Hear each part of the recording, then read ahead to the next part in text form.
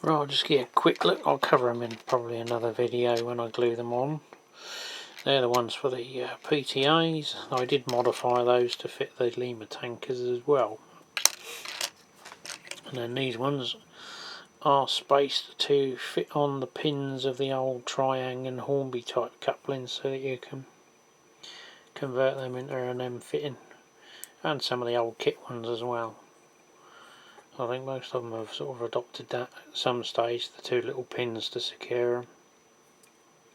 So I bought those as well, just to keep to repair any that come along, and I'm pretty sure I have got some that need repairing, so they'll be in the spares box as well. If you want to visit him, there's the Q code or whatever it is. There's some mucky old water there. They're all, well, not nice and clean, but a lot cleaner than they were. Just leaving them there to dry, and now stripping the chassis down. Luckily they've all got a weight. It's just that some of the bases, the little locating lugs that would hold it in place when it's all clipped together, have worn away or broken off, so the weight can clonk about. That one looks to have had some kind of stress marks on it, or it's a slightly different design mould, but it's solid, it's okay. I have got a spare base anyway. They just need a bit of a degrease. I'll probably hot melt glue through the tops, I think. Just put a blodge in there to hold them down. Yeah, just got to degrease them, and then go through all of the wheel sets, clean all the wheels, have them off and get them on a little rotary tool. Then we'll saw off all the broken ones and glue new clips on them.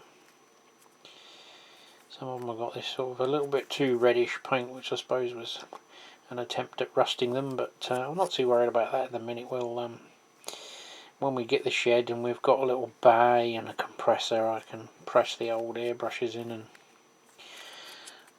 hopefully do a better job. So that was the only one that didn't go in the bath. I was actually watching Mark at Hameldown, and I heard a gulp, gulp, gulp, gulp, and the bloody dog was drinking out of that water. I'm drinking something a little bit better. Well, about an hour and 20 minutes later, seems to be a slightly different variation in the brass. The wheel with the dish is a lot harder to clean up than the one on the left. I can get a shine on the left hand ones, but these ones sort of seem to be a more harder brass.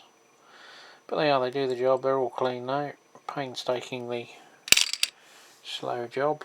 We've gone through one brush. There's the before and the after. So that's another little bit done for them.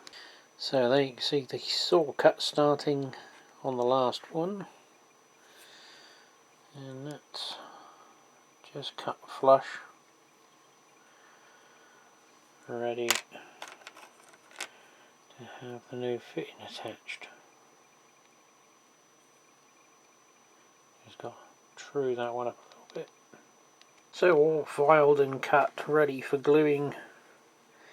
That's how they position, with just a small gap there to allow for the end pieces of the coupling to clear and hook on the back of the fitting. They're quite a nice fit, as you can see. They're just the right size to go through the channel. They do recommend a 2-part epoxy araldite, something similar to that, which I think is probably a little bit more flexible and forgiving, but unfortunately I haven't got any, so I'm going to have to stick with what I've used so far, which is super glue, cyanoacrylate, because at least if that does fail, it's a clean break. It's fairly easy to clean up, and then I'll have to get some araldite and reattach them, but hopefully they'll last the course. Well, there we are.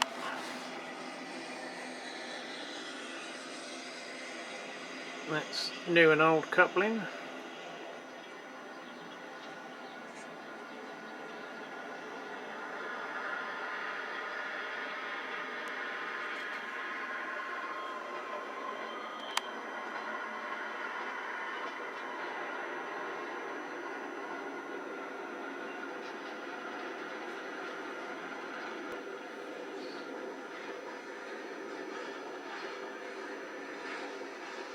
New one, old one.